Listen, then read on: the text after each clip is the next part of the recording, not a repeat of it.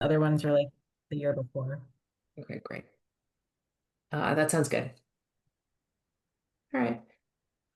So we'll go ahead and get started. There was some items that were sent out on the agenda, and it's a oh sorry, I'm using my non-work laptop with my work setup, and it's a little bit messed up. So sorry.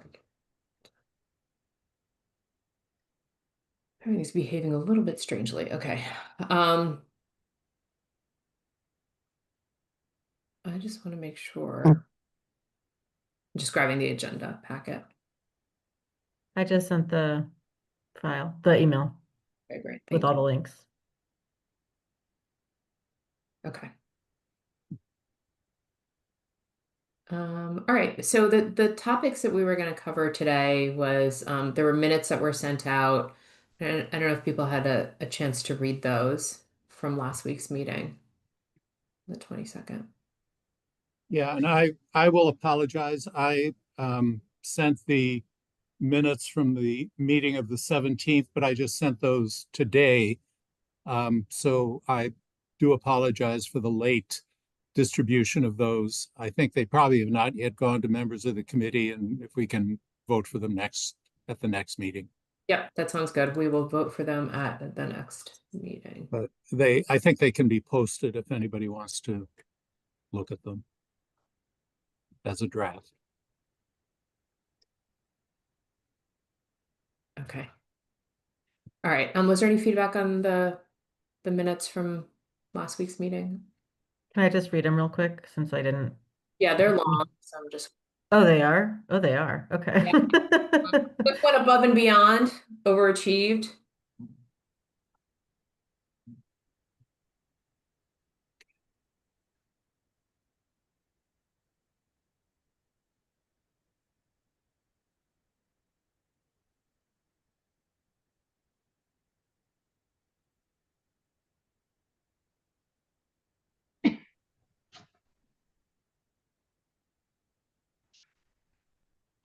Okay.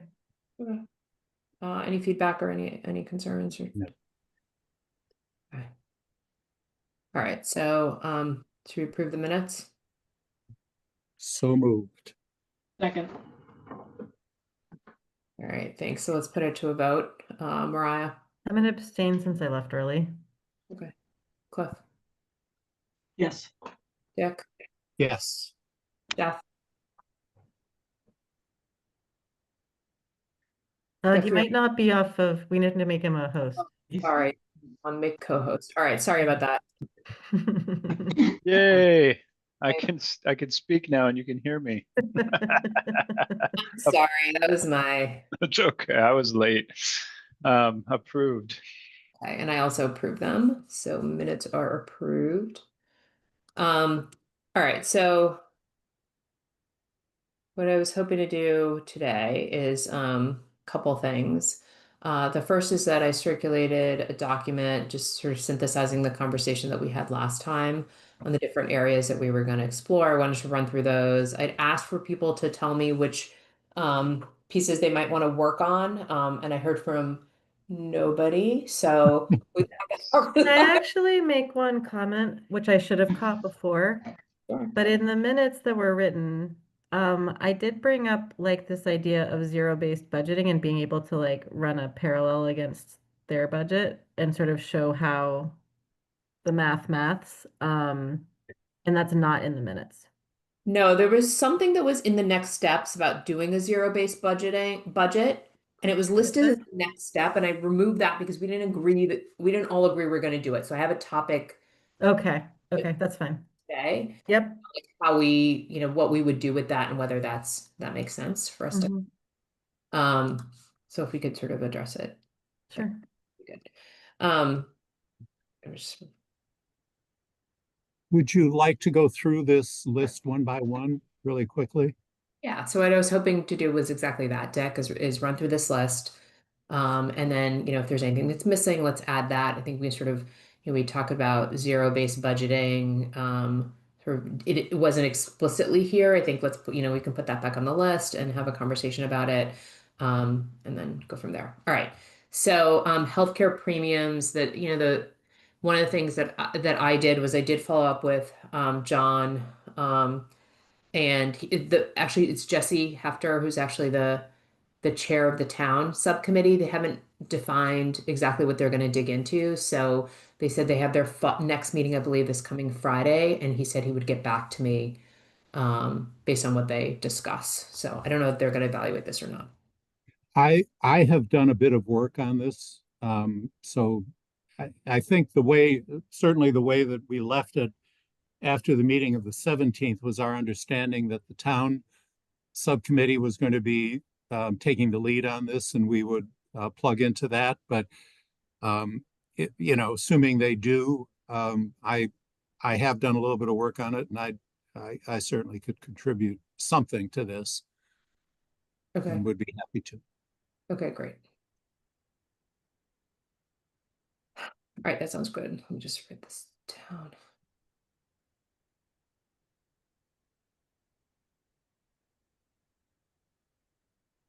And let me just add that when that was suggested at the meeting of the 17th, I think Chaz did not object to the idea that this was something that the town side was going to be working on.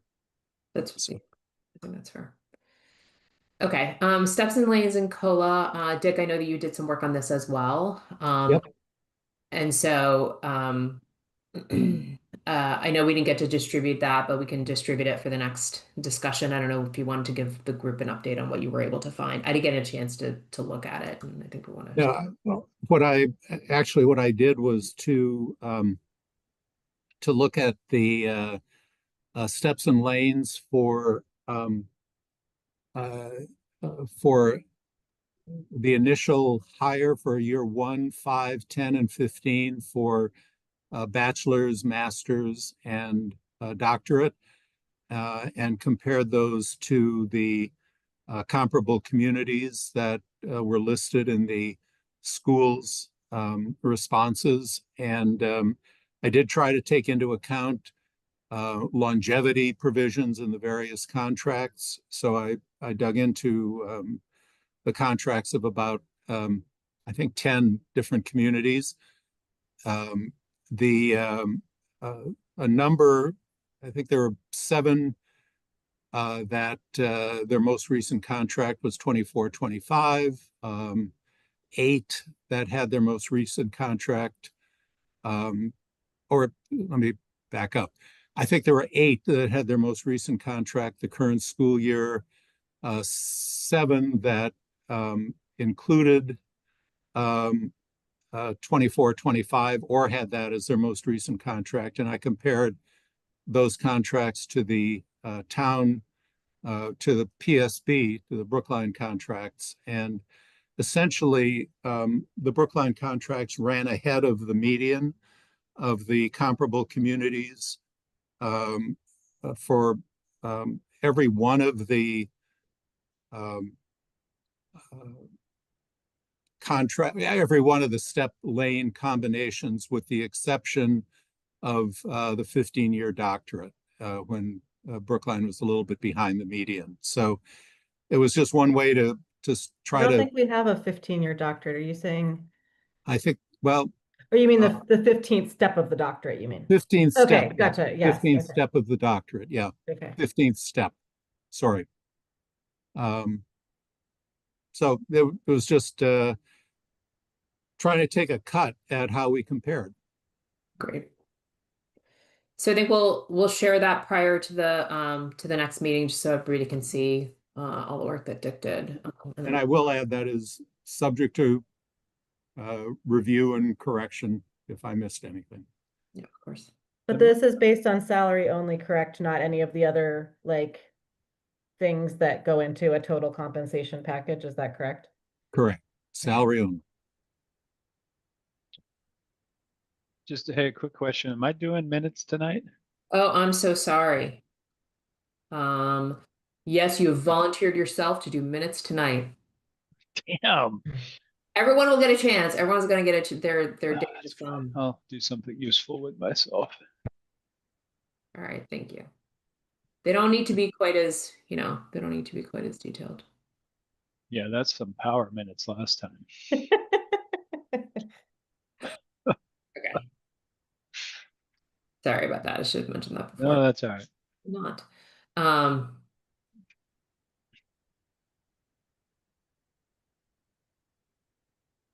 all right. So Metco, I know that this analysis is complete in terms of the sort of the analysis, Dick, based also on the work that you did on this. And so then the next step here was for the subcommittee to sort of discuss and make a recommendation on this. Okay. Where is it? Where's the analysis?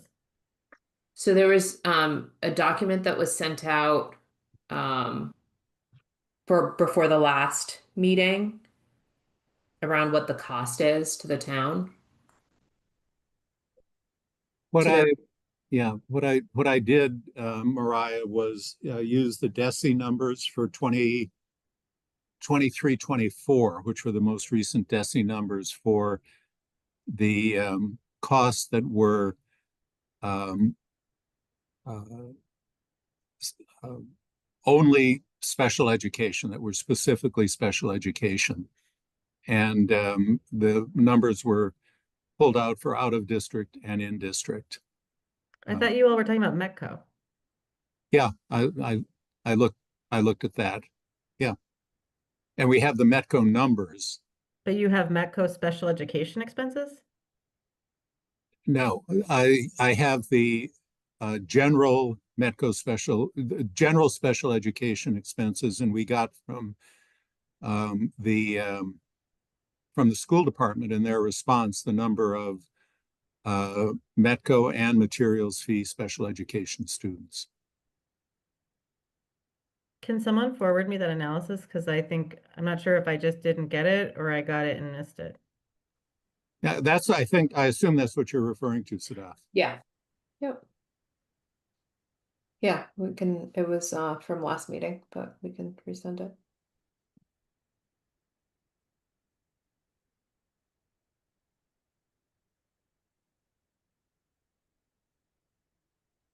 It got presented at the last meeting? I can't hear you. You're on mute. No, we didn't discuss it. No, Oh. we just referenced it.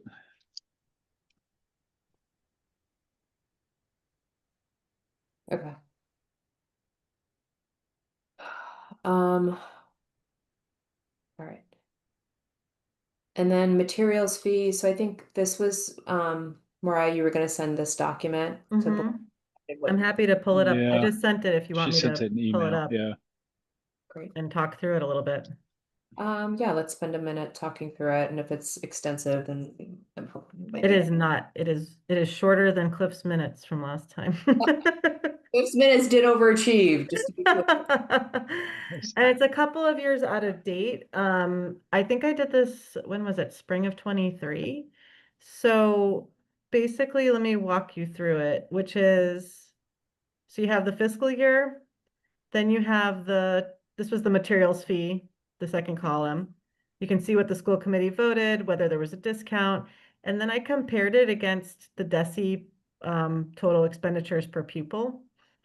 And so you can see, because there's a little bit of a lag here, this actually, like, there's a multi-year lag there anyway. So it was sort of more handy to compare it, like, so red was compared to red. And you can see that it actually trends around 15% per year.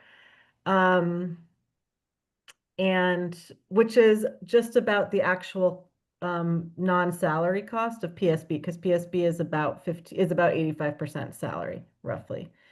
And I haven't updated this since then. One of the things that came up was the question of, if, like, for example, the purple year, this is where things got heated. The purple year, you can see that there's a relatively large jump from the per pupil expenditures in 1920, which was 21,307, to what they were in 2021, which was 25,690, which was in part, or I'll say principally, because of the drop in enrollment that happened in 2021. So it'll be interesting to update this data and see. I had proposed 3970 based on the historical average. My recollection is that school committee actually, I don't even think they chose 3.5%. I think they might have gone with 3%, and the district staff proposed 3.5%. So I can update, if you find this kind of like useful and want to see how it rolls out, I'm happy to update it. I wasn't going to update it until people were like, yes, this is interesting, keep going.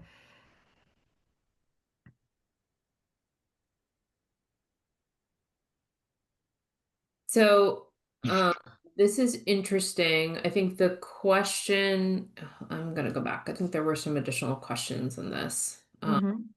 So there was, the incremental questions on this were really around sort of, special education. Those are on the costs, not on the revenues, right? That was on the materials fee expenses, not the revenues. Right.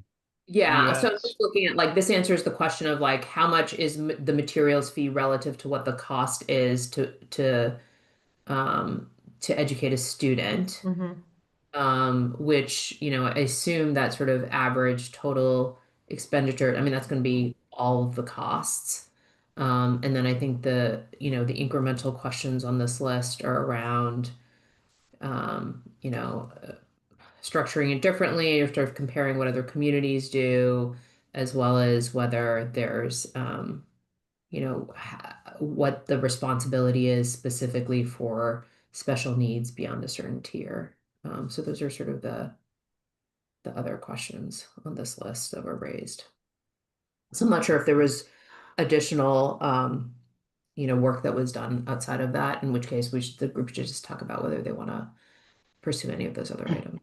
So one of the things that I saw in looking through the packet of information that the schools provided, and I'm only raising this because of the word tier, and that is that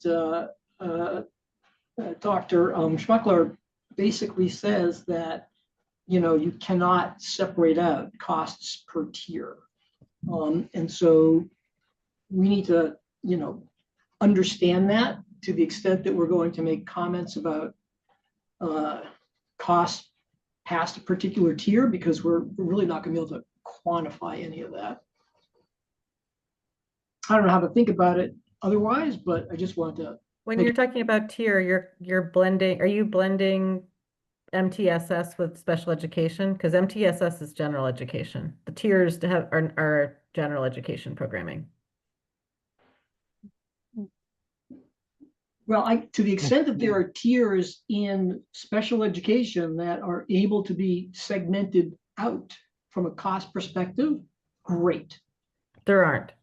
Oh, okay. Yeah, but you're using the word tiers that isn't even in special education. That's why I'm just making sure we're like talking. Okay, so that's an artifact from 2014, because that's the way things were described to that override study committee at that point in time.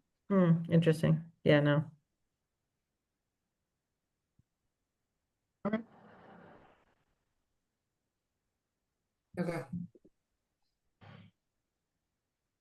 In terms of your notes on materials fee, I like 4A, should this program be brought into collective bargaining, I think is entirely out of the scope of this body. And I'm not sure, like I thought you had said even in the minutes about, and we'd agreed that like we weren't going to wade into things that connect to collective bargaining. So proposing things now become the subject of collective bargaining seems odd to me. So this was left over from the original list, and I didn't actually parse out specifically this topic because we had said we were gonna see what you provided and then sort of revisit this bucket. So Okay. I didn't this was the original list that I compiled. I think the other thing is that there are a number of things on the list that relate to collective bargaining issues. And while this group can't, no one can force the school committee to do anything. But when you start evaluating costs as a whole, and you look at total compensation for employees, having that maybe analyzed in a different way might make some sense. Because the way I hear things, they're all sort of like discussed as silos. And I personally am not sure that's the most appropriate way to approach total compensation. I'm not familiar with other organizations that do things that way.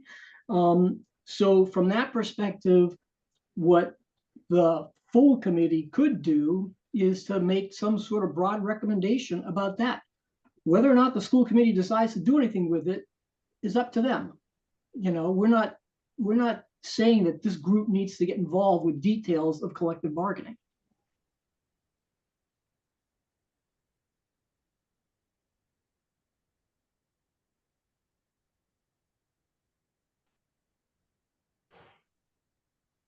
So, you know, based on that, you know, is there benefit in sort of, you know, looking at what the cost is for materials fee students related to special education? You know, I will say the same sort of analysis can apply to the non-mandatory students' materials fee. The non-resident students and materials fee applies to Metco, and that is that there is a DESI number that is based on figures that the town or that the PSB has presented to them that identifies special education costs per student, and you know, it doesn't break it out by the level that they receive in district, but it is an overall special education cost per special education student. And then there's a separate cost for out of district, which doesn't apply here, doesn't apply to Metco. So, I mean, we certainly can look at that. And I will say that if you take the number of special education students in Metco and materials fee and apply the DESI 23 to 24 number to them, it works out to about $4 million a year total. Yep. So, I mean, I think it's, you know, possible for this group to sort of surface that as an expense that the budget bears. I think the question is, you know, then what would the recommendation, or sort of where would we take that from a recommendation standpoint? So Metco is one thing, because you could say, hey, you could sort of lobby at the state level to find additional funding for that, or to request additional funding for it. For materials fees, I'm wondering, like, what would we do with that information? And, you know, there are people obviously on this call who know this better than I do around what the options would be, or like what would a recommendation include? Well, I'm not sure I have a recommendation tonight, but and you know, the select board has said they want options, okay, which means broad ideas. And I think you can take any one of these points and list any number of possibilities.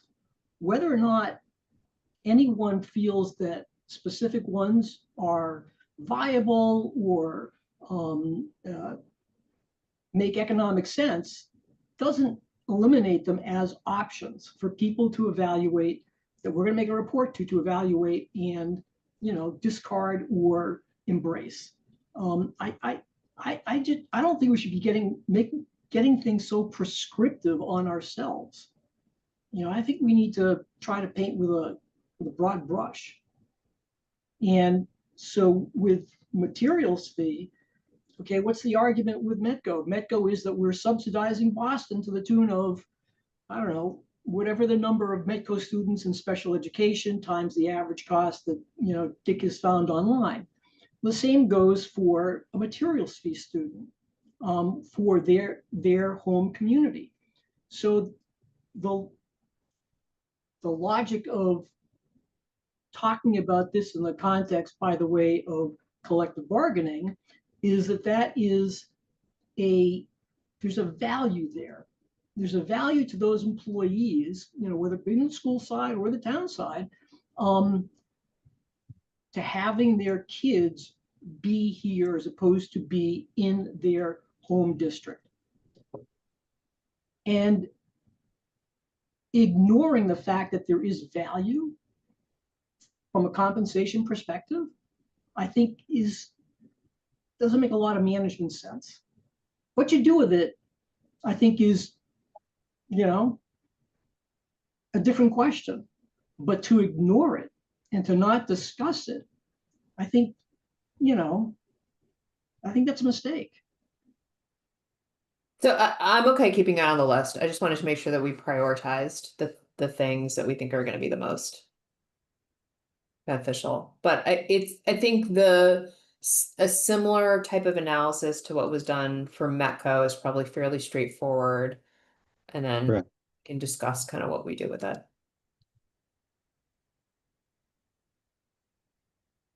This is all Yeah. still part of number 4, the materials fee one. Yeah. Yes, sir. Yeah, okay.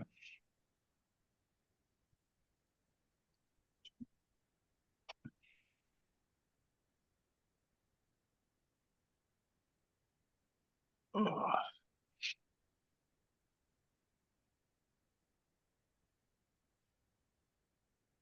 Okay. All right, any takers on this? On which, on this being what? Number 4. Yep, number 4. Yeah, I can certainly plug in the same sort of analysis, and then people can decide where to go with it. Okay. All right. Thanks, Dick. So For far, number 4, do you want me to run out the rest of those numbers or no? I think getting the most up-to-date information as possible is only beneficial to us and the full committee and the community. Okay, I agree.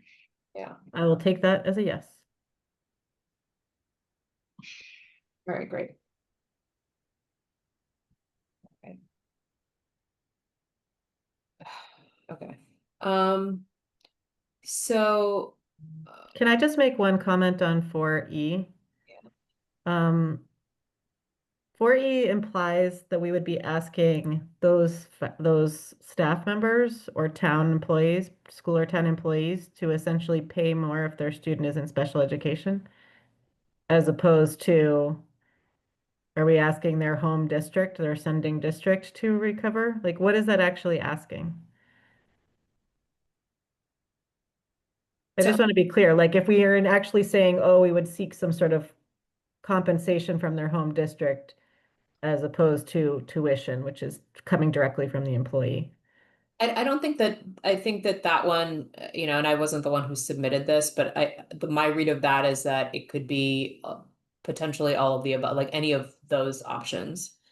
I mean, it's sufficiently ambiguous around saying like, alternative funding sources, like it could be either one of those options, and then other options that, maybe I'm not aware of. Or it could, Both of the- Mariah, conceivably be spread over every materials fee tuition to some extent. There- That's a good point. Where then instead of 15%, it's something else, and that sort of, covers a portion of those costs for the whole program. I think that materials fee has, I think it's quite, I'm sure we know this already, and I've said this before, but I think that proposals that this group makes that would, for example, multiply the cost of materials fee by multiple amounts, many-fold, are certain to create a lot of consternation among all of the staff who participate. So to the extent we're not proposing, to the extent we don't need to propose things like people individually having to pay $20,000, or even, even if you were to say, oh, only 1 in 5 students participate, so we're going to increase everybody's tuition by 4,000, that would be more than doubling it. And so I think you just like, it's great to have a process that looks at things, but also isn't hopefully overly inflammatory.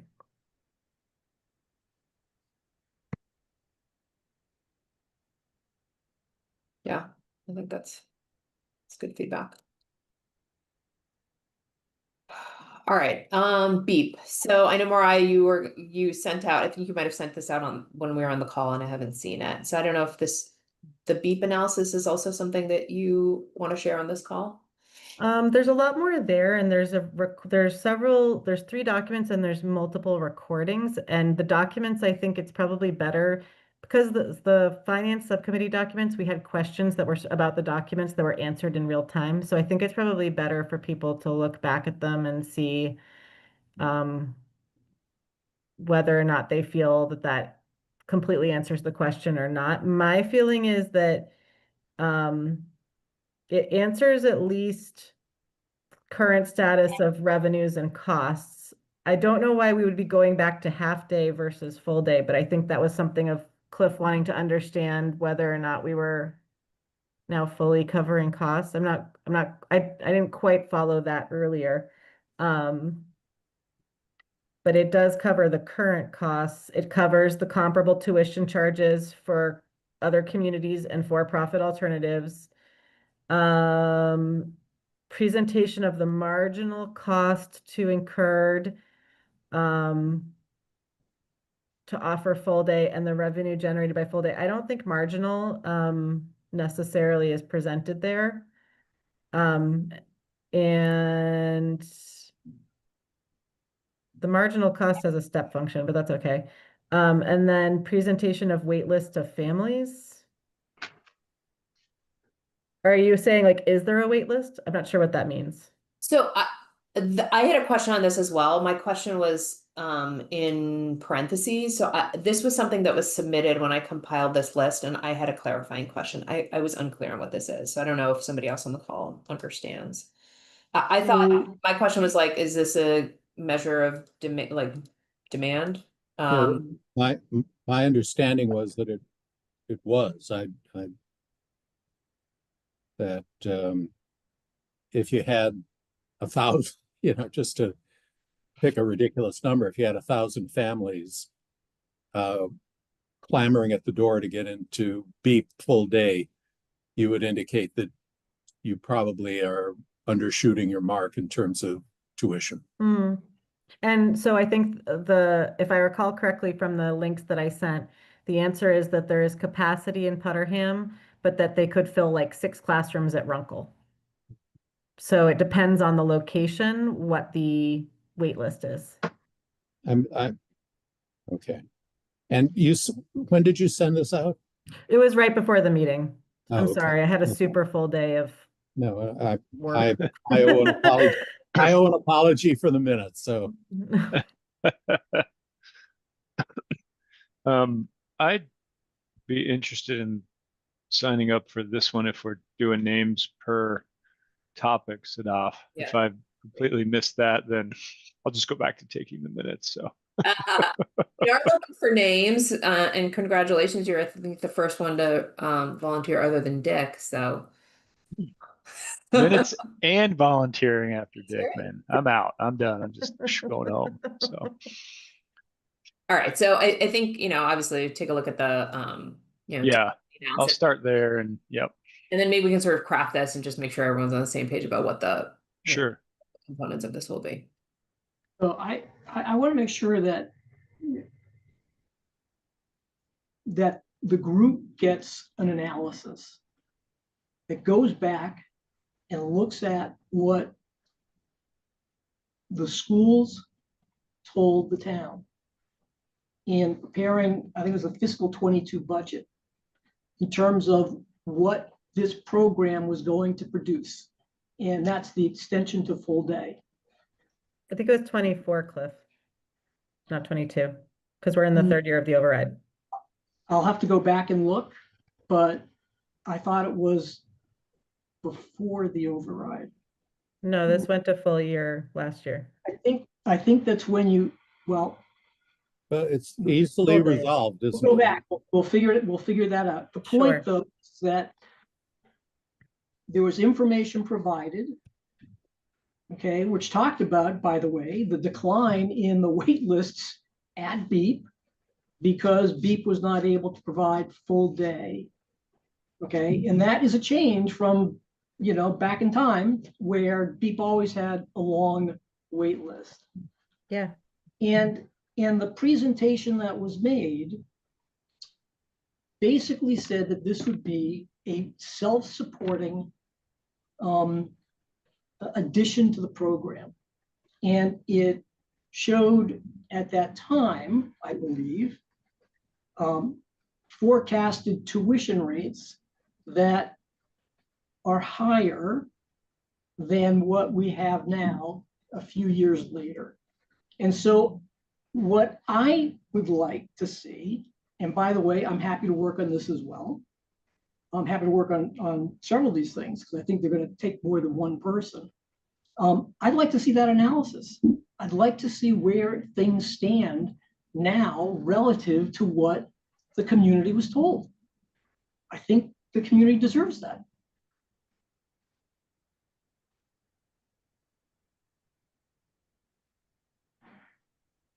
Seems reasonable. Yeah.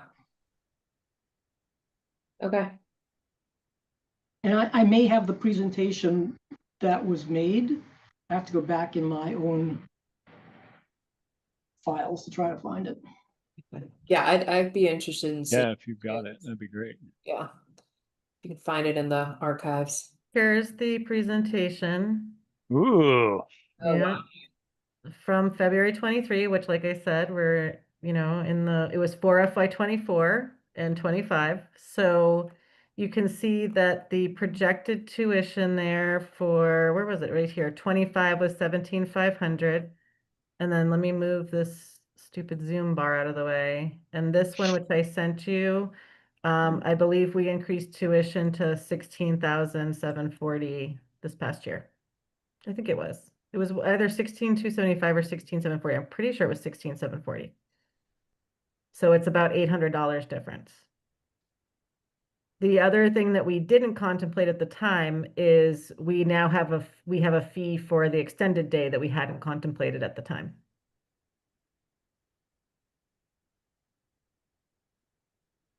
So I'm happy to send those links. I'd like to, I'd like to see the analysis that kind of like runs through things to see where the operations stand. Sure. I'm just saying that that's what it was. I was just showing the old information in that.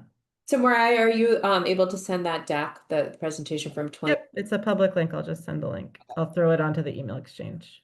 Very much. great. And I think the January data shows the current analysis, but again, that Cliff's referring to, but you can see whether it meets your needs or not. But Jeff, those are in the email I sent right before we started to meet. Great. Thank you.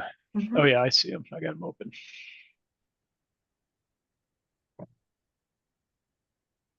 I will say that back in winter of 23, or I guess winter of 24, when we were doing this analysis, we were working with an interim director of finance. We had no deputy for A&F. And in terms of showing the math, I think my recollection, Cliff, perhaps you would agree with me that like the showing of the math for material for the BEEP self-funding was unclear at the time based on her numbers, but we hadn't yet set the tuition anyway. We had a multi-year planning cycle. So I guess I don't think it's necessarily fair to hold Susan to what a prior interim said. If Susan's numbers now are showing that the program is not costing additional, I wouldn't go back and say, but Ruth said you were going to need 17,000 because there may be other. We just don't. We can't necessarily recreate Ruth's numbers. Okay, so we can get into the details of all the conversations we had, because there were several as it relates to this program, and, you know, putting aside Ruth and the issues there, break even was the minimum, right? And Mhm. she showed a number that would need to be enrolled in order to reach break even. And, you know, the idea and the expectation and hope was that there's going to be more than that number of people, you know, choosing this option, and that there would be excess revenue generated by it. Now, I'm not saying that that's a requirement, because, you know, it's not. It'd be nice if it happened. But understanding whether or not the program is actually covering the marginal cost to run it is clearly the base analysis that needs to happen. Okay, Mariah, I think, I'm sorry, sorry. go. Excuse No, me. go ahead. Is there an analysis of the BEEP class size and staffing issues that you're aware of relative, maybe perhaps it was in this document that you just put up, relative to the DESI standards? Or I don't think BEEP operates according to DESI. I believe BEEP operates according to EEC, because it's a pre-K program. okay, But well, so I then, believe yeah. that I don't know how they compare to EEC standards, but because also it's a special education program, so I'm not sure even how the ratios would apply. Yeah, I thought that Okay. I had seen some standards at some point for, you know, 6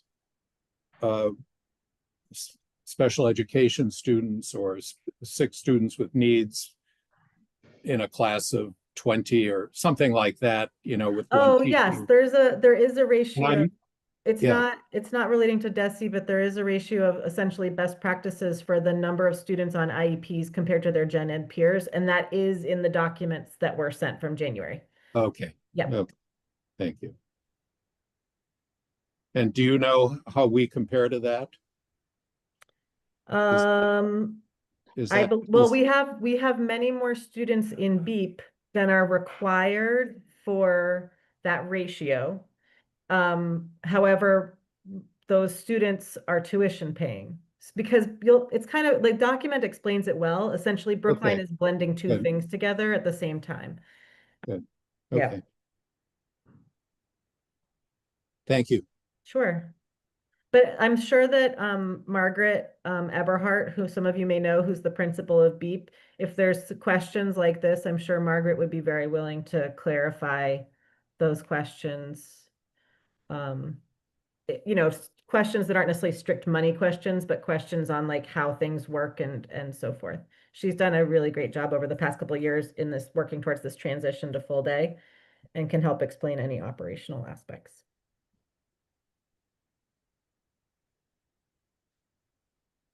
Okay.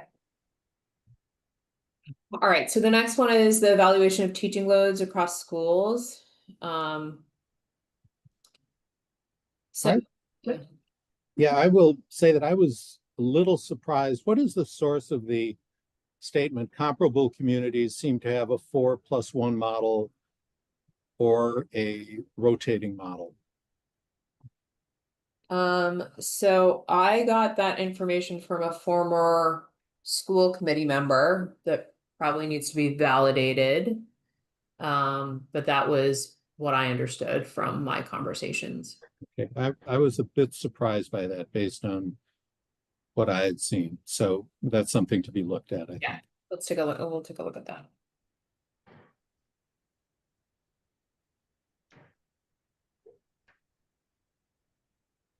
I asked the school committee member if there was any information about 4+1 at any other communities, and they said they didn't know how to find it. They suggested that I call up, I guess, the executive director or some MASC. school committee association, something like Yeah. that, and see what they had, which I have not done yet, but If you want, I can just email him and ask. Sure. Okay. I did some Googling myself on it and I couldn't find anything that was like using the wording 4+1, and maybe there's a more formal way to describe 4+1, but I don't know what it is. The conversation about 4+1, again, it ties into a whole bunch of other things, like because the +1 does things like a whole bunch of different duties around the school, as well as tutorial. Like it's a wholesale revamping of the BHS schedule. And 4+1, I don't think is used in the elementary schools. The way this one is written is describing it as BHS, yeah. well, no, but That's it's high written school. and all schools or something. I'm just trying to, I have too many tabs open now and I've lost the tab. This line is written 4+1 at BHS. My understanding was that this was a BHS. But the number 6 says evaluation of teaching loads across all schools. That's all, the bold. Oh, Yeah. And the next line does refer to 4+1 at BHS. BHS, yeah. So I think the way that this evolved was that there was a question around sort of teaching loads, but that the opportunity was primarily at BHS. So this is probably just the many iterations this document has undergone. I think there's a question about whether there is a question around teaching loads at, you know, at the K-8 schools, and I haven't heard that raised. So this, you know, I don't know if there are other questions or if other people have raised them, in which case we can sort of, you know, revise how number 6, the bolded part is written, and just keep this to a VHS question. That brings up the sort of bigger topic about inefficiencies of small, I'll say few sectioned K-8 schools as opposed to a middle school model, but that, you know, again, that might be a futures, or maybe it's already in the futures committee to think about that as opposed to tractable current questions. Yeah, so as this got iterated on, so in 7G, there's the question around middle schools, like, you know, as long a long-term option and consolidation of schools, and sort of, you know, this was sort of the where, you know, this idea of you know, the complexity of managing smaller schools from a staffing perspective was intended to be encapsulated in 7G. During COVID, some of the principals, during COVID, there was an exception at the state level that you were allowed to have teachers teach basically 50, or I'll say more than one section outside of their certified area. And some of the principals took advantage of that. And last year that was removed. And so even state regulations don't allow you to be quite as flexible as you might be. For example, having people teach across subjects unless they're truly duly certified, which is quite unusual. And so that's just something like it's one more sort of level of complication of this idea of doing it at the middle school, or I'll say the K-8 level. Right. Yeah. Even though people might have heard of it being done recently, the rules have changed. That's all. You know, that's a good point, and that came up with at the Lawrence Site Council. It was like a question that was raised just in terms of, you know, staffing there. Okay. All right. So Mariah, you're gonna address this question of so I'm gonna update number 6 to be, you know, teaching loads at BHS. So we'll focus this on that. I think this sort of coordinate on future subcommittee. There were items that were in this bucket that are sort of, you know, a separate longer term question, which is 7G, which we'll get into teaching loads, but it's not really teaching. I don't know. It's more of like a how you staff. Yeah, it's staffing models. Yeah, models part-time versus operational models and such. Yeah. So it's broader than. So question and then a comment. So isn't 4+1 also a collectively bargained issue? Yes, that's why I'm saying it doesn't really go here. Well, no, so the reason I'm asking is, as I said last week, I think that there are a number of issues on this document that are related to collective bargaining. And I think we need to like treat them all together as a bucket, and look at them. And then whatever we're going to say, I think it would be a mistake for us to do silos on collective bargaining issues. If we're going to take a look at them individually, we really should be looking at them together, because ultimately that's what we're going to end up talking about. It's the bucket of compensation. So I just want to throw that out. On number 7, I'm happy to work on 7 and 8 because I think they're linked.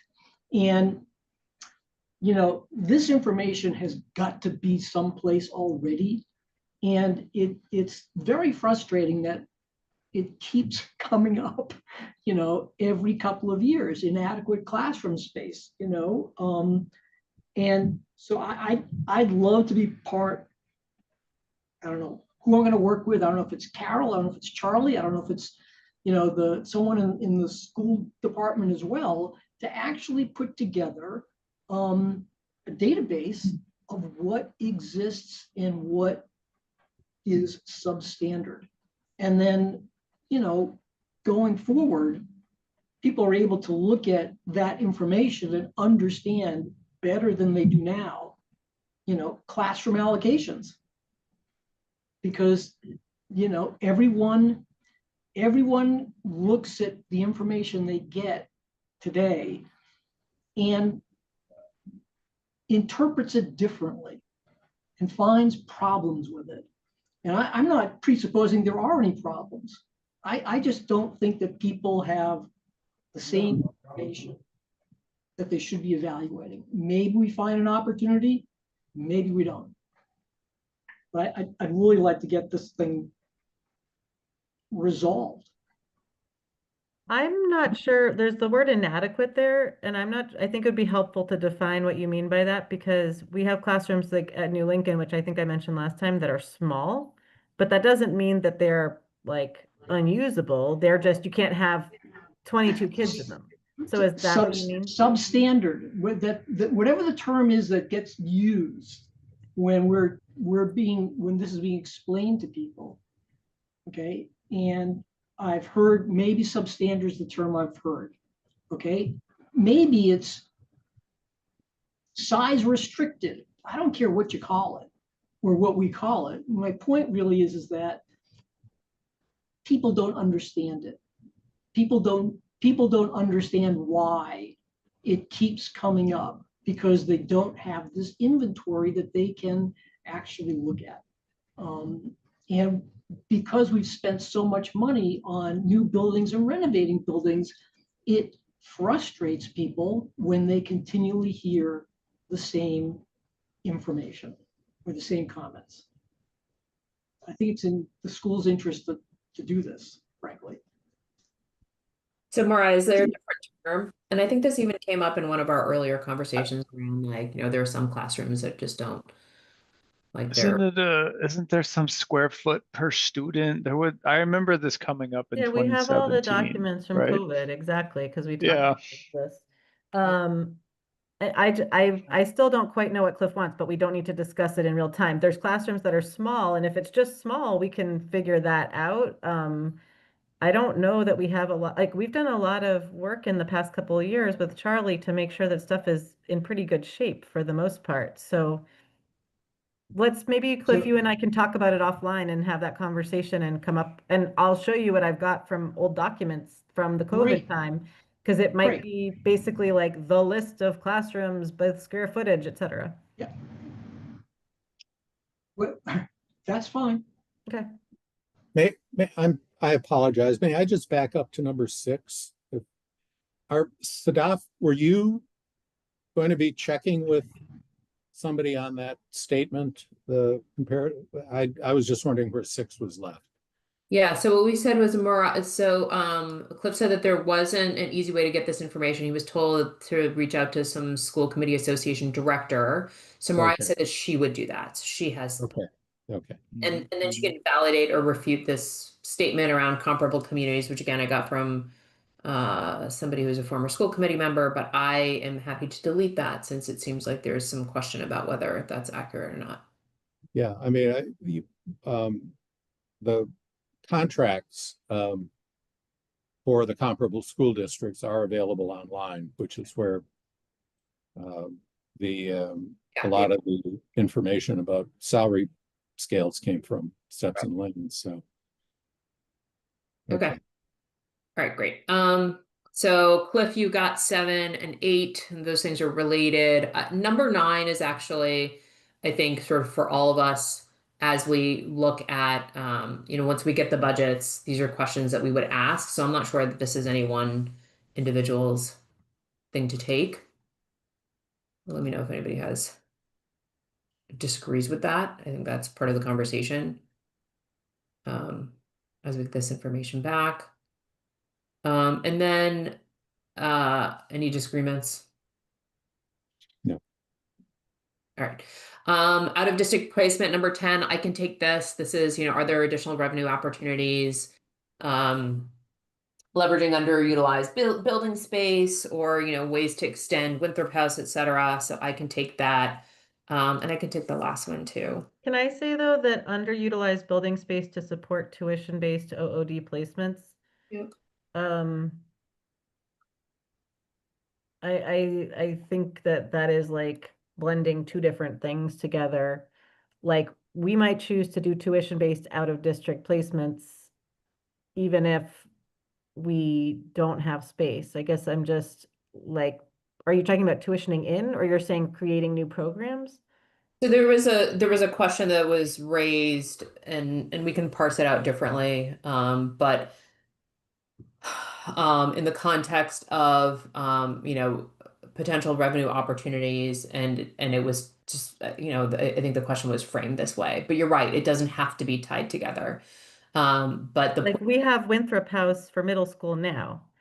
You could theoretically add more students into the current classroom. I'm not saying like there's 25,000 steps before you do that, right? But it's not predicated on underused building space. It's predicated on availability of a program, space within a program that we're running. yeah, and I think the question here was to the extent that there is underused building space, does that create a revenue generating opportunity specifically with respect to this? So that was the question that was asked. But is that the question, or is the question, for example, like, this is strictly revenue opportunities and not like like making a new program to bring students back in district? It's just to bring revenue paying students from other districts. So I think that what was asked was specifically around potentially bringing other out of district placement from other communities. But you actually pose a different and interesting question, which is like, could you keep students and not have them go out of district, which is related, which we should probably add to this. Yeah, which is what the middle school Winthrop House program generated. Like it started from the idea of retaining students in district, and now the idea is, can students be tuitioned in from other communities? But I think if we were to keep more students in district that are currently going out of district, it would have to be an expansion of either existing programs or like building new programs to accommodate those students, right? Because there's a reason they're going out of district. Yeah, I mean, is there a sense that there are enough students with that have a commonality of issues that it would even make sense to create a new program? Do you know that? There's about, I think, what, 100 kids who are out of district, maybe less, maybe 70. I don't know. I don't know why my numbers are like vague, but they're not, maybe not very many kids. On the other hand, these programs don't have to have very many kids to become quickly cost effective. I think that would be a question more for Dr. Schmuckler about whether there's other opportunities to craft programs. I've heard some things anecdotally, but again, like I wouldn't want to put my data up on the board as a fact. Yeah. That makes sense. So Maura, can you introduce me to Dr. Schmuckler? I'd love to have a chat with her about this one. Sure. Thank you. All right. All right, so I got that one, and then I can take the next one as well. Additional rental opportunities. And I should have sent I didn't really, I knew I was supposed to, but I should have sent you the tables that we have of all the dollar amounts and how everything works now. I Okay. found it and I was like, wait, this isn't on my list of things to send, but now I know it should have been. Probably should. Um, That's yeah, funny. so if you could send that along, that'd be great. And who, just so I'm clear, I mean, who is responsible within the town on rental opportunities? Like, who would I reach out to? Because there's, the building department, and that, I mean, it would be, So PSB has its own operations team that manages all the building rentals for PSB buildings. So the director of operations reports to Susan Givens, who's the deputy for A&F. So if I were you and you wanted to talk about that, I would talk with Susan.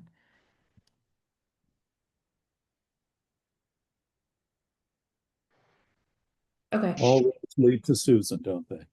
I Yeah, think it would be helpful too if perhaps we could think about like making sure that 5 different people aren't asking 5 different, like if we can maybe consolidate our questions so that it's not coming from every side at them. Especially as Susan, to your point, Dick, all roads lead to Susan, and like she's also trying to work on the budget. So if we are swamping people with a million back and forths, it might be quite overwhelming. yeah, I think that's fair. I mean, are there a lot of requests right now for Susan? I don't know that There other. will be, yes, like as you're thinking about buildings, like all of these things. Yes, I mean, for me on this topic, I'm just wondering which other questions go to Susan. Because a lot of the original, like, there's probably some round of like digging through existing information to start. I Would think it we should be, oh, first sorry, go ahead, Cliff. do everything through Mariah. And then after we see whether or not she has access to the information that we might need, if she does, great. If she doesn't, then we can leverage her. I think that would actually make a lot of sense. If you're willing to channel the requests for them through me. And then that way I can hopefully triage it and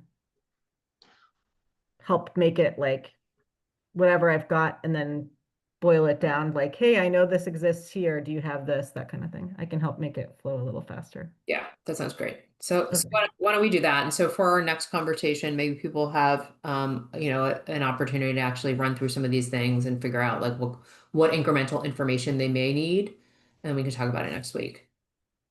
Okay. Sounds good. And if people want to float, like if you're thinking about it and you think like, oh, I would ask them question 1, 2, 3, feel free to send those along to me directly. And I'm happy to like say, I think that like, as Cliff sort of said, I can see what information I already have to accelerate your searching. And then we can boil down like the things that are true gaps. Yeah. Okay. All right. So- Are there things that we haven't come up with that you would add? Yeah, the one On I either said I wanted to revenue- work on. I'm sorry? The one I said I was interested in, the zero-based budgeting and like going from sort of ground up, but Great. That's the next on the list. But before okay. we get to that, I just to note, 2 meetings ago, that issue did come up, and Mariah, you said we ought to defer to the school committees, to the PSB staff, and see what suggestions they come up with for efficiencies or revenues, savings. No, I'm not talking about efficiencies or revenues. I'm saying if they say we need, I'm making this up, 10 K teachers because we have, X number of students, we could sort of validate those numbers and say, yes, this makes sense. It's sort of just like running a zero-based budget to match out what they are doing. Like, oh, if we have 4,000 K-8 students and there's 20 kids in the class, that means we need 200 classroom teachers. And if we need 0.3 specialists for every classroom teacher, that's another 60, et cetera, et cetera. There's Okay. ratios that basically bind the entire PSB system together for the most part. The I The- think Dick was actually connecting the dots between what Cliff's question was and that you had answered Cliff's question two meetings ago, Mariah, in that it was- we should Go ask the ahead. schools what they need, right? Is essentially what Dick was trying to say, which is the answer to Cliff's question of what are we missing, right? Yeah, I don't understand. I got totally lost in this whole thing. Help me Well, out. I think the issue came up. I think you were asked, well, what would you do? Mm. And you said, I'd rather wait. I'd rather hear from staff. I'd Oh, rather yeah, and hear- efficiencies and such, right? Yes. Yeah. Okay. Yeah. And I was just reiterating that in response to where Cliff was. Gotcha. Yeah. No, right. I would not get ahead of them on those things, but I do Yeah. think that like creating essentially a skeleton model where you can plug in the number of students and it basically goes whoop, whoop, whoop, whoop, whoop, which if Cliff recalls, I did that like 5 years ago. And, it basically exists and you can plug in new numbers and see how the staffing models get updated. And it's not perfect, but it certainly puts you pretty close into the ballpark and it lets you sort of look under the hood. It turns the black box of how does PSB staff into like a math problem. Okay. I think that, so I think that's super helpful. And I think when we talked about this last time, because you had to drop early, or you Mhm. know, and we kept going for like another hour. So there's lots I can tell from the minutes. yeah, again, very extensive. Thank you, Cliff.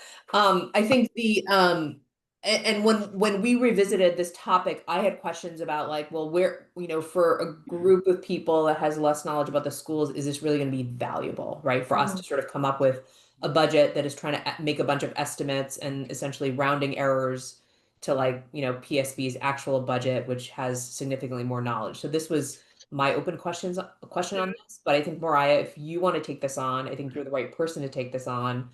I think then it could be valuable. I think If we're gonna talk about it though, can I go back just to get a couple notes from 1 through 11 before we do that? If we're not gonna talk about it, then please, I'll just write down Mariah's gonna do that. So I just missed a couple while we were going through it. I missed number 6. Did we end up with a name on that one, or are we just sticking with that Mariah's going to get some more information about comp communities before we really decide what we're going to do with that one? This is the 4+1 thing. Yeah, sorry, I put Mariah down for that. But Oh, okay. Well, hey, perfect. that was a misunderstanding of what because Yeah, and I actually did come across some language in the contract. Some of it totally difficult to parse. Yeah. Others saying 5. that's super Are saying 4+1, I think. Okay. Others saying 125 students, 25 in a class, which works out to 5. So, the contracts approach this in a variety of ways. Yeah. Okay. Okay. And then number 9, we kind of skipped over. I think Sadaf, you said something Actually, about I'm that sorry, Jeff, can I stop you for a second? So, Oh yeah, of course. just so we're clear, Dick, did you note that in your sort of compilation of? No, that is not in writing anywhere. It's just something that I noticed as I was going through this.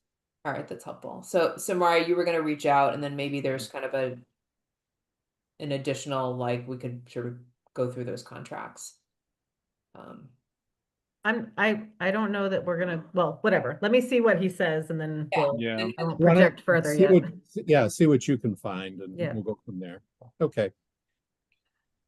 Okay. The next one was 9. I think you mentioned something there, Sadaf, but we kind of went from 8 to 10 quickly and I just missed it.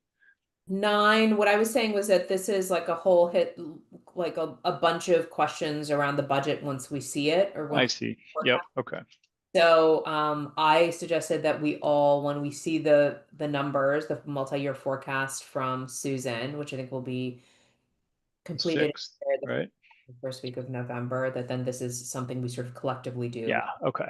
got Can it. I make a little bit of a tweak to that, which is 9A is more or less what I'm talking about, which is ratios of support staff. Oh, So okay. you could pull that one out into this other bucket.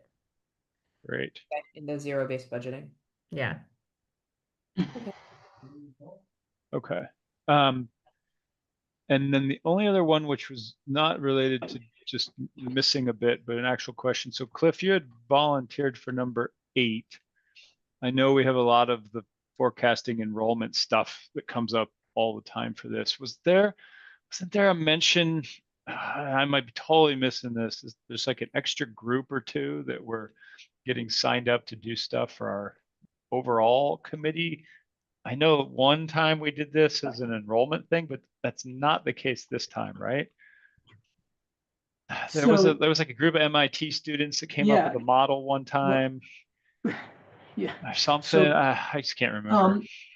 so, back in 2014, there was some work done with MIT students trying to figure out how to forecast. I don't think that went anywhere. Okay. I don't think that that's anything the Kennedy School is going to be looking at. We do have the last 2 Cropper-McGibbon reports, and the first one was done right before COVID, so it's sort of like useless. Yeah, right. But what is interesting about their approach is just how how much they lean into demographics, which I find pretty interesting. I think all we're looking at here is trying to understand what the school department is using now or expecting to use. Because during COVID, there were some, there was admittedly an uncertainty about how to forecast, and that was perfectly understandable. But as we're sort of like coming out of that now, things are stabilizing to some degree, but obviously there's other issues. It may be worthwhile to have a better sense as to how the schools might forecast enrollment going forward. Okay. Okay, great. Thank you. That was it, Sadaf, for just notes for me. So Okay. thanks. Yep, no problem. May I ask a question about the 3rd page of your memo, Sadaf? Yes. And the 3rd item on that, extended day programs, are we leaving that for now? Or is that linked with BEEP in some way, shape, or form? So we're leaving this out for now. The conversation Okay. we had was that this is probably not a real Okay. new opportunity. I mean, based on the conversations that I've had, and these are sort of separate nonprofits. So they're not run by the schools, and then charging them more tuition gets passed on to families. This felt like not the opportunity for us to dig into. Okay. All right. Good. Hey, Dick, you think we can get Beth Jackson Stram to write us a new model? I just was looking at that. I found it because she had given it to me, but I could never get it to go for 2017. It was just too hard without some of her knowledge. And she was like, I met with her, but she was like, yeah, I'm not doing that again. So, but it was funny to look at it. It's very cool. The part that works at least. Yeah, so. I can't believe she put it together. I can't either. It was invaluable, I'm sure. All right. So any other questions on the areas that we will not cover?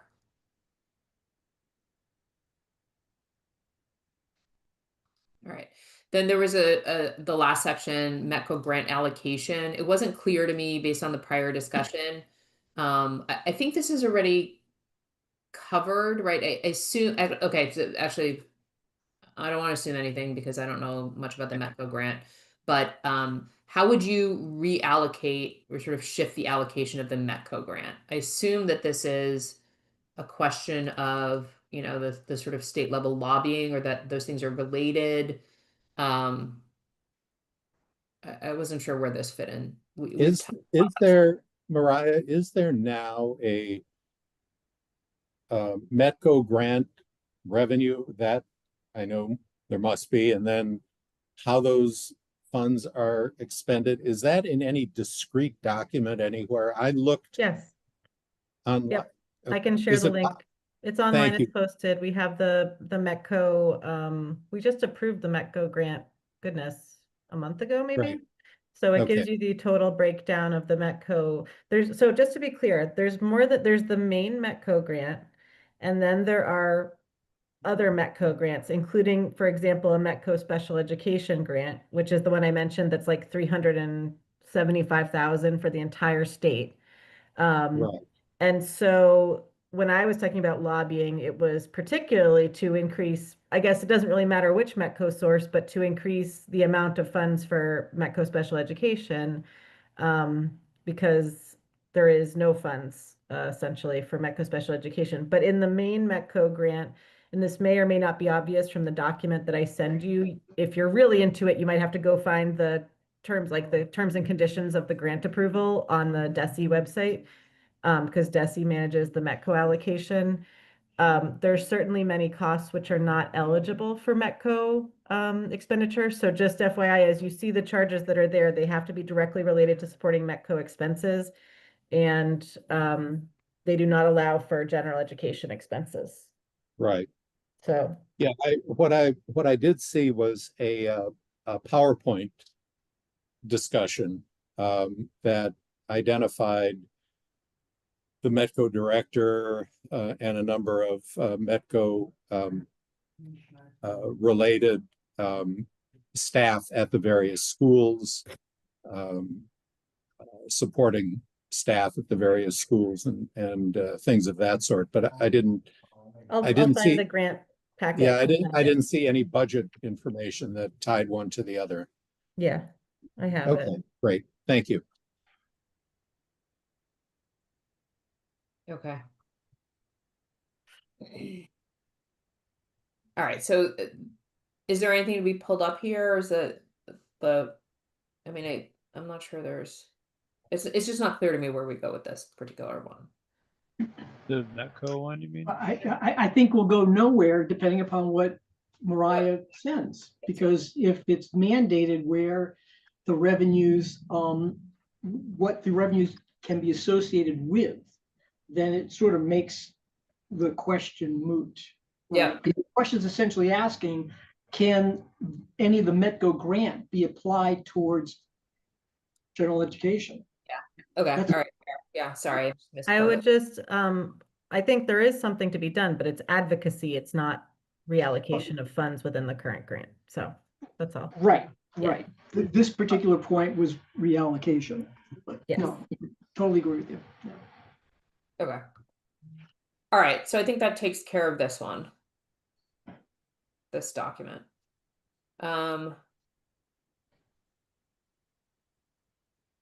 All right, so the other things so we talked about zero-based budgeting. There was I don't think we're going to review it explicitly necessarily, but there was the town school memorandum of understanding that was also shared that people can take a look at. It was more limited in its scope than I had expected. And so I think I think there was an assumption based on some of the prior conversations that it would have been more prescriptive in certain areas and might answer some additional questions. I think that's not the case. It's more limited in scope and more about sort of reporting, budgeting. I don't know if you guys had an opportunity to take a look at it. So, I don't know, Cliff or anybody else, if there's more to say about that, but we had thought that there might be more answers in that. And I think the answer is there aren't. So I'm not sure if there's more to say about that. Yeah, I was a little surprised at the document as well. And I think we, had expected there to be discussion about shared services. And to the extent there wasn't or isn't going to be in an MOU, then that may be an issue that the group might want to put back on the table. And I don't know which part of the overall group it belongs, where, but that could be something. So I think with shared services, there's sort of a limited number of options related to shared services that that came up when we had the department presentations, right? There was like town council, there was payroll, there was some, maybe some HR components, if I'm remembering correctly, IT. I think that was it. Right. And so I think the question is, it seemed like there was some movement on a couple of those, and on a couple of those there wasn't. So, I think this is one of those things that we probably, take a look at when we get the budget and the forecast from the schools, that maybe we just sort of, press on a couple of these, and better understand why those decisions were made. I think there was some hesitation around, a couple of things, and I'm sure there was a reason for it, and I think it's probably worth, sort of pressing on it that way. So I think, Cliff, I guess from my perspective, I think I'm still expecting to do that when we get the actual forecasts. All right. I'd also ask Chaz just Yeah, go what ahead. the status of conversations are. Yeah, I think that's, um,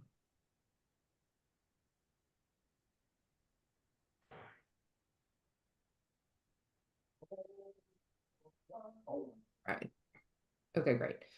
And then the next couple things were just sort of timeline and milestones. I think we probably want to talk through our high level timeline, since we have basically a month to do the analysis, and come up with a recommendation. I think next week what we probably want to do, and I think that puts us at 11:03. What I propose is we sort of everybody takes a look at their area and figures out if there are asks for the schools for like the actual fifth floor staff, so that they can bring it to Mariah. I think that's sort of the first step. And then I think after that, we need, probably a couple weeks to do some analysis and research, and then probably share back recommendations, start discussing recommendations with this group. We also need to carve out one of those meetings, ideally the one on the 10th, to get a presentation, sort of review the budget from the schools. And I think we have to make sure that Susan can attend that one.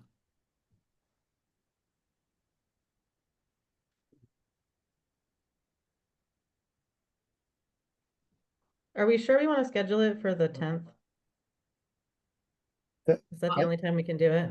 I mean, I- not necessarily, but I think we want it as soon as possible, and I think that it was going to be shared the week of the 3rd with the school committee. So, Yeah. Yeah, my recollection is that Susan said she was sharing it with the school committee on November 6th. right. And so, and thereafter, she could share it with us after that. So, So I think we want it as soon as possible after the 6th, which would put it on the 10th if she can make that meeting. Otherwise, we would have to find another time.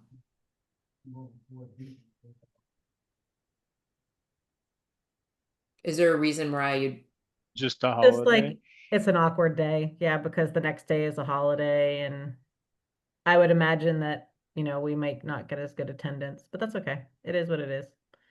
Timing is tight. Mm. okay?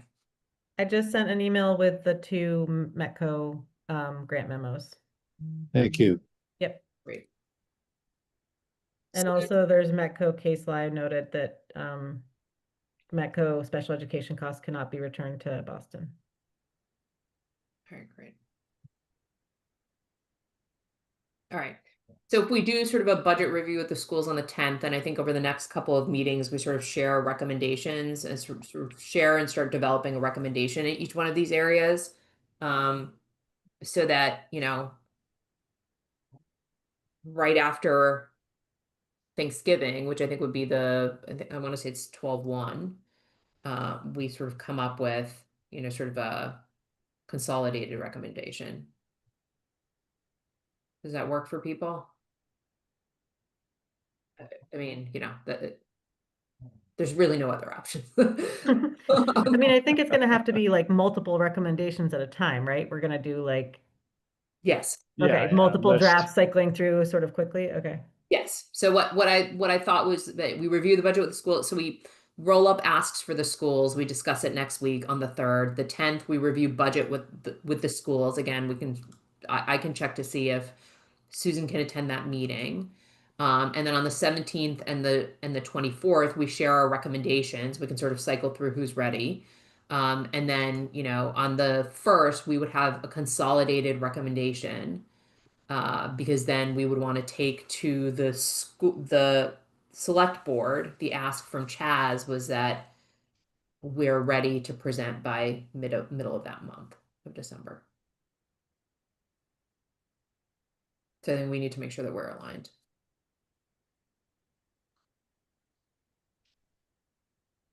Was there usually we have a tie back into the big committee meeting for, which I think is where we have to vote on the recommendations at some point, right? Before we send them to the select board.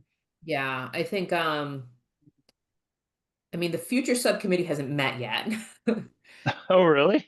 I thought it met on that Friday night a couple of weeks ago. They're taking the word future really seriously, I guess. Nice. There was some attendance issues with that one. Ouch. And then the town subcommittee, I exchanged emails with Jesse, and he said that they hadn't narrowed down what they were going to focus on and what they were doing. So, Okay. I mean, I thought we were moving slowly. I feel really good about where we are. Yeah. So I think, it is what it is. I can touch base with Chaz and then sort of ask. Yeah, we might be able to work backward. I mean, they usually meet on the Tuesdays, right? And so the Yeah. 23rd of December, will they meet Yeah. on the 23rd? I doubt it, Probably right? not on the 23rd. I think Yeah. Chaz had indicated that the presentation to the select board would be on December 16th. 16th. Okay. And he asked us to have things wrapped up by the week of December 8th. Not just to have recommendations, and then he used the term some output by the week of December 8th with a report sometime in January. Right. So I think the timeline that we just walked through gets us to that. I'm just not sure when the meeting of the full committee will be, Right. how we want to package this, right? So if it's some output and some recommendations, then I think we could sort of, put something in front of the full committee. But I think, if this team keeps kind of moving at this rate, then I think we'll probably have something that, that we could start putting into writing at that point. So, I mean, let's see where we are, and then we can figure out sort of. Let me find out when the full committee will meet, because nothing's on. Sure. Right. Yeah, we do, at least in our discussion, have some overlap with the full committee. Certainly with the town committee, the town subcommittee on a couple of issues, including the GIC and percentage healthcare contributions. And town also has steps and lanes, though they are really distinct from ours. So, Right. But and the town side is going to come up with some numbers, and those have to be blended together, one would think, at some point. Right. Put together a coherent, cohesive package. So the last topic that I wanted to cover, and then we can wrap this, is we had talked about a different meeting time in order to accommodate Bella's schedule. It sounded like the only time that she was available was Wednesdays, which I think didn't necessarily work.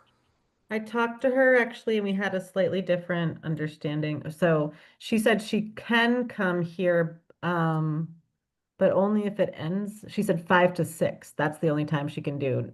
She has another meeting 6 to 7. I see. Yes, or at 6 On Mondays. on Mondays, right? Okay. She can't do Mondays at 6, which was the time we picked, but she could do Mondays at 5.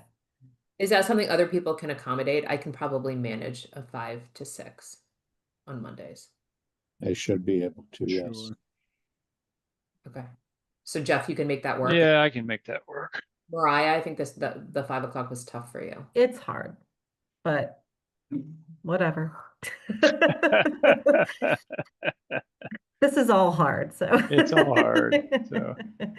Okay, so we're gonna change the future meeting time to 5 to 6 Okay. ish. 5 to 6 ish. All right. Yeah, just since we're talking logistics, I know that December 1st meeting I'm gonna miss because I'm gonna be on a plane. Okay. But I can make all the rest, and we're not traveling for Thanksgiving, so if I need to do some extra stuff over that break, I will be here and enjoying doing some of this. So All right, that sounds good. Was there anything else people wanted to raise? I got through the things that I was hoping to get through. I'll share out the sort of the list of topics with everyone's name on it. I'll do some editing, massaging, cleaning some of that up to correct some of the things that were misplaced. And if I got anything wrong, let me know. I'll also share out the actually maybe you'll have this in your minutes, but I'll email this out as well.